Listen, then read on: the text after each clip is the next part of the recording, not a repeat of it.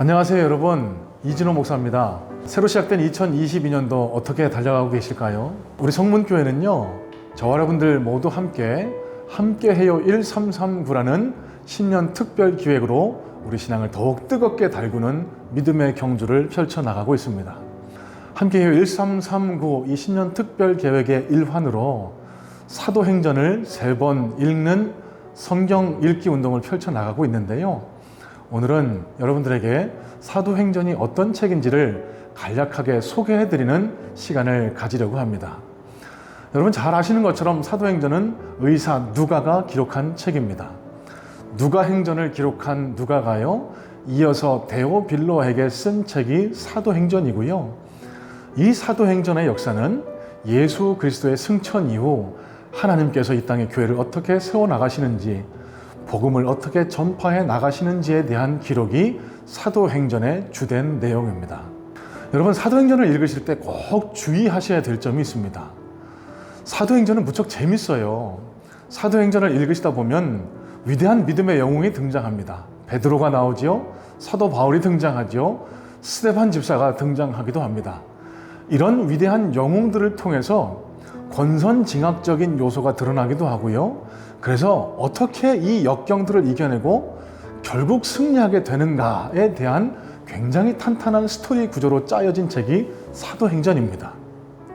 그래서 우리가 사도행전의 그 원래 목적과 뜻을 마음에 생각하지 않고 읽다 보면은 자칫 다른 방향으로 흘러갈 수가 있는데요. 여러분 명심하셔야 됩니다.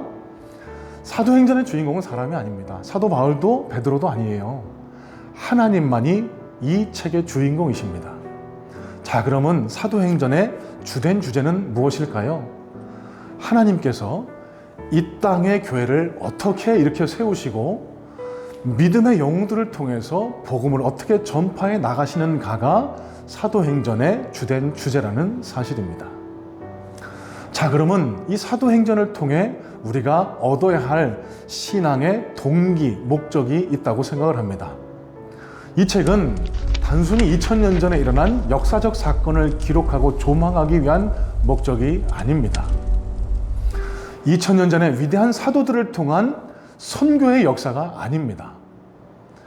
이 책은요, 극심한 환난의 시대를 살아가는 이 땅 그리스도인인 저와 여러분들에게 어떻게 하면 우리 신앙을 더 한 단계 성숙시키고 성장해 나갈 수 있는지에 대한 청사진을 보여주는 신앙의 블루프린트라고 생각하시면 좋겠습니다. 사도행전을 읽어 가시다 보면 하나님께서 그리스도인들에게 어떻게 함께 하셔서 결국 승리하게 하시는지에 대한 명확한 그림이 보여지게 됩니다. 코로나의 어두운 터널을 지나가고 있는 이때에 이 땅 그리스도인인 저와 여러분들에게도 이 하나님의 도우심의 역사, 동행하심의 역사가 그 무엇보다 중요하다라고 생각이 됩니다.